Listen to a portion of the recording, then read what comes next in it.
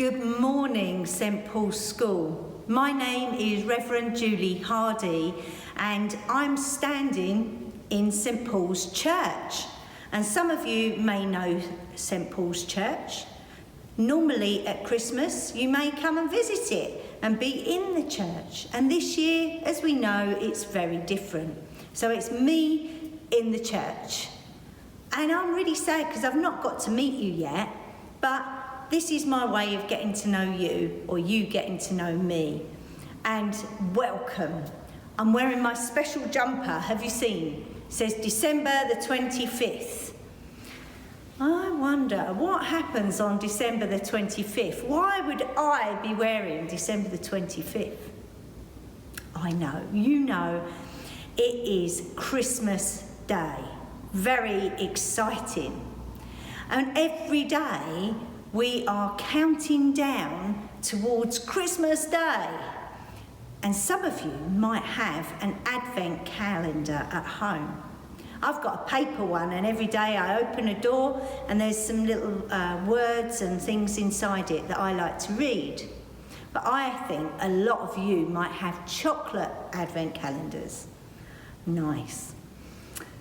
The thing in the church is that we don't have a daily advent calendar. We do have posters going up every day all around the area, which some of you might go to see.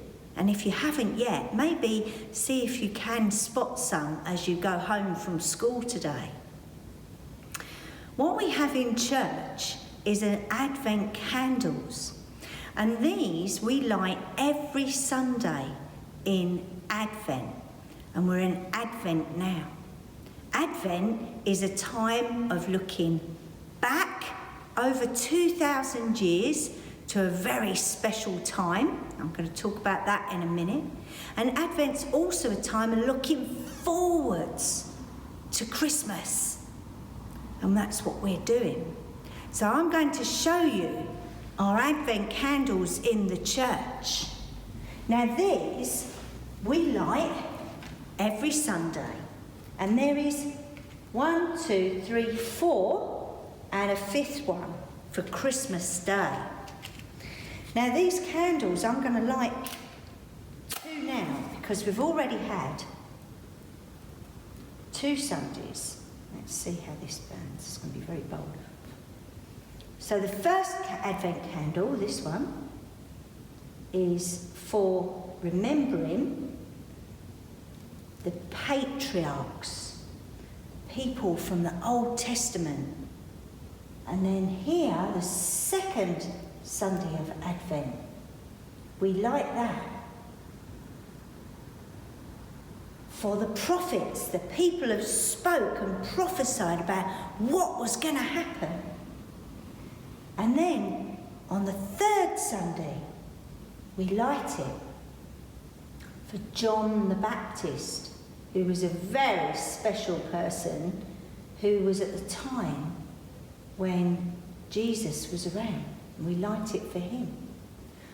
There we go.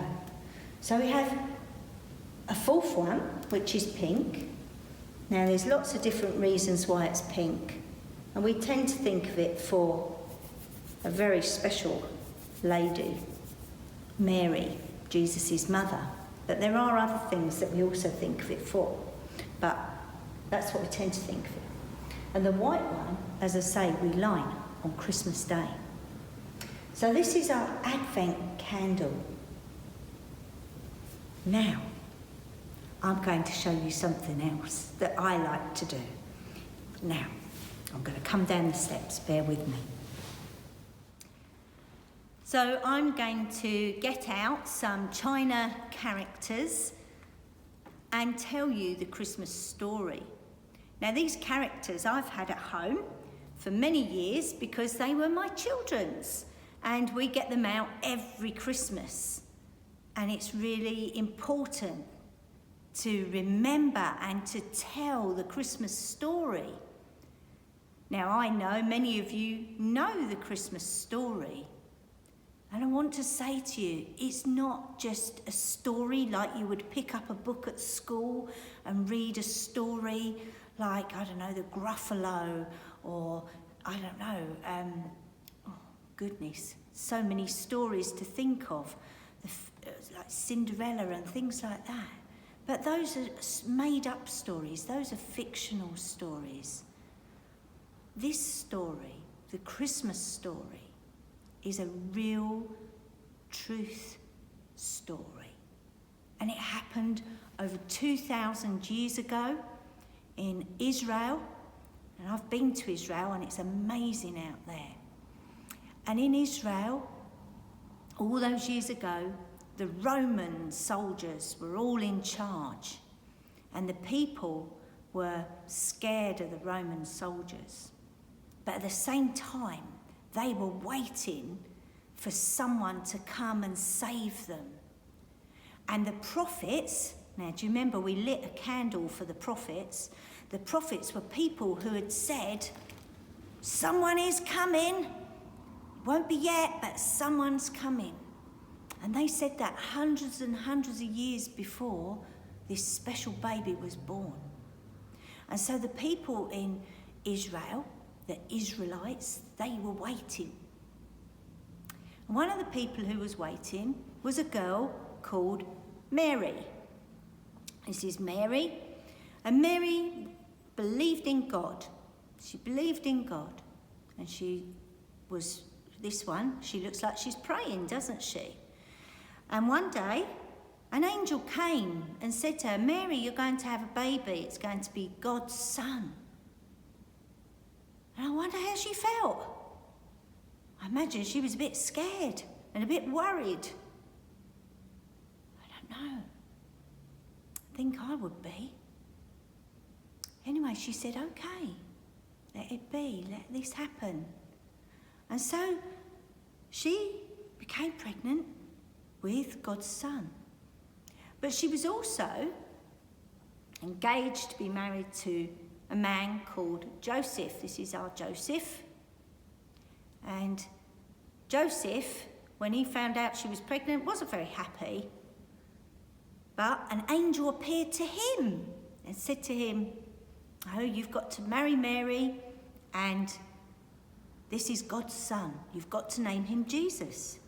So there's my Mary and my Joseph. There they are. But then what happened was that the Roman emperor said they all had to travel to Bethlehem. And where they were to where Bethlehem was a very long journey. And when I've been out there, it is a very hard place to be in. It's all mountains, and it's very dry and dusty, and yeah, it's not nice straight roads. It's very up and down and up and down. So they had to go with their donkey, there's my donkey, and they had to go on this long journey. And I know normally we sing lots of carols, don't we, at this time of year, about Little Donkey and all sorts of things like that. I love singing carols. I don't know if you like singing carols, but I love carols. And this year it's going to be a bit different because we can't sing when we're together carols and things. But hopefully you'll be able to sing them at home or in your bubbles or in the car maybe and places like that. So that'd be good. So off they went. And then when they got to a place called Bethlehem, which is where all of Joseph's family for years and years and years, it's where they'd all come from. When they got there, they needed to find somewhere to stay. And I know you know this bit. So they knocked on different doors and everybody said, no, no room. And so eventually someone said to them, they could have a stable. And this is the stable that we use at home. Not a lot in my stable, is there? It's a bit bare, but there we go. It's very old now, this. So this is our stable. And so they went into the stable. There they go. And it's not really the place where you'd want to have a baby, is it? And I imagine all of you were probably born in hospital, most of you, or maybe you were born at home, but definitely I don't think any of you were born in a stable. And so for these, that's where they were. And Mary had her baby. And that's my baby Jesus. There he is. And he had to be laid. They didn't have a nice cot or a Moses basket. Instead, they laid him in the food trough, which is normally where the animals would eat out of. There he is. So it's a very different way of having a baby. And then that night, there were, as you probably know, there were some shepherds. Now, somewhere in my bag, I might have a shepherd. Yes. Here he is, and he's got a lamb there. And we've got some sheep. And they were in a field on the hills overlooking Bethlehem. And I went to some of those fields, and they don't look like the green fields round here at all. They're quite rocky, and there's some trees and things like that. And the sheep would know the shepherds' voices. How about that? So the shepherds wouldn't have dogs. They would just call the sheep, and the sheep would follow them. Wow. And so the shepherds were sitting out in the fields, and an angel appeared to them and said, "You've got to go into Bethlehem. There's been a very special king born, and you need to go and see him." And the angels, lots more angels appeared. And I know when I was in Israel, we stood in this very different sort of field. We didn't know if it was the exact field where the shepherds would have been. We didn't know if it was, because obviously that was over 2,000 years ago. But everyone said this is the sort of area where the shepherds would normally be. And we stood there, and I went in, when did we go? We went in February. And we stood and we sang, "While shepherds watched their flocks by night, all seated on the ground, the angel of the Lord came down, and glory shone around." And although it was February and Christmas was long gone, it was quite a special time just to sing that and to think this might have been where the shepherds were. So the shepherds all went off to find this new king, because Jesus is a king. Although he's only a baby, he's a very special king, because he came as a little baby, whereas normally we think kings are going to be, the big crown and lots of money and lots of nice, expensive things. He came into a stable and was very poor. But even so, he changed the world. And that was the thing, was that he came to be king of everyone, whether you were poor or whether you were rich, whether you were someone who was very important, or whether you were someone who people didn't really notice. Jesus came to be king to everyone. And then there was a star. Now, I haven't got a star. This didn't come with a star. There would have been a star that was above this saying, "This is the special place. Come here. This is the special place." Quite a while before, maybe, or around this time, a long way away, there were some wise men or kings, or sometimes we even call them magi, which means not magicians, but people who study the stars, people who are looking for what is going on in the world. They're searching for answers to the scriptures, the Bible, and to them it may well have been the Torah. And so these people, we tend to say that there are 3 of them, but there may not have been. There might have been more than that. Here's mine. Look, here they are. 1, 2, 3. They saw the star and they followed it. Now, I don't know if you saw, there's a star about to appear in our skies, which apparently the last time it was seen was 800 years ago. Wow, 800 years ago. So you're going to see a bit of history. Wow. Now, they think it was that this star that's about to appear is the Christmas star, the star that the wise men or the 3 kings or the magi, that they might have followed. How amazing is that? 800 years ago. Wow. And so they started to follow the star because they were saying, this is going to lead us to something special. And they read about the prophets and what the prophets had said, that there was a special king that was going to come and save all the people.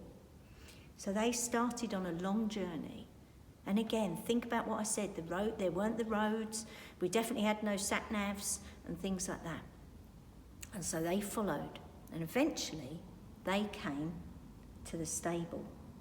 And when they got to the stable, some people say that they might have come straight to the stable. Some people say it might have taken even longer, and that maybe Jesus had grown up a bit and was actually at home at that point as a toddler. So for me today, I'm going to say it's the stable because I've got my stable here, okay? But when they came with gifts of gold and frankincense and myrrh. So I'm going to turn them round. And I wonder what they thought. Did they think they were coming to find a king as a grown-up? Or did they think they'd find a baby? I wonder. I think they might be a bit surprised he was a baby. But, yeah, I wonder what you would think you were coming to find. So there they came, and the gifts were very important because the gold was a gift fit for a king. The myrrh was involved in healing, and Jesus became a great healer and healed lots and lots of people, and still does. So healing is important. And the frankincense was to do with offerings and to do with prayers in church, and in their days it would have been in the synagogues, and to do with prayers. And sometimes today you might even do this at home. Some people use incense at home.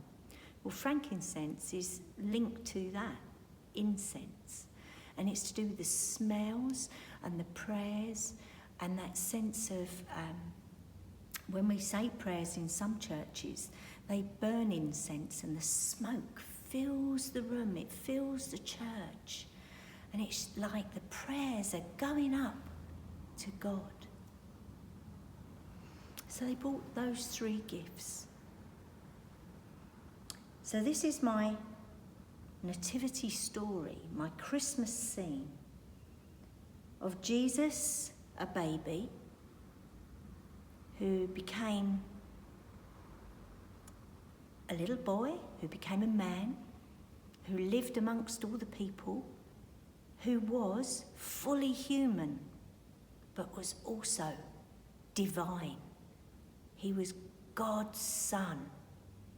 And a special word, we call that incarnate. God in human form. So this is our Christmas story. But as I say, this is a true story. We still believe, we still celebrate Jesus' birthday on December the 25th. But it doesn't end there. We still go on believing and trusting and having faith in him. And we believe that one day we will see Jesus again. So, one day I'll be able to come into school and see all of you, and we can talk about things and you can ask me questions. Perhaps I'll see you in a service over Christmas. I wish all of you a very, very happy Christmas. Stay safe and have a happy new year, and I hope to see you all soon. So, may God bless you and keep you. May God make his face to shine upon you, be gracious unto you. And God, the Father, the Son, the Holy Spirit, bless you all this Christmas. Amen.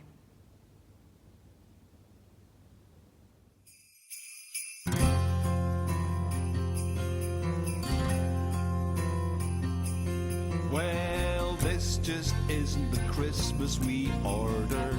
It's not what we expect. We want our winter wonderland. Our party plans are wrecked. But don't we know we're not the first to have our world turned upside down? Joseph and Mary must have felt this way, out of place in an unknown town. Through the joy, through the pain, Christmas coming near again. Rejoice, rejoice, Emmanuel unto you.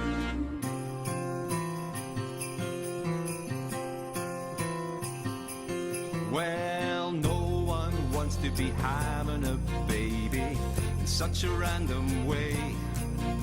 They're all stressed out in Bethlehem, just want a normal day.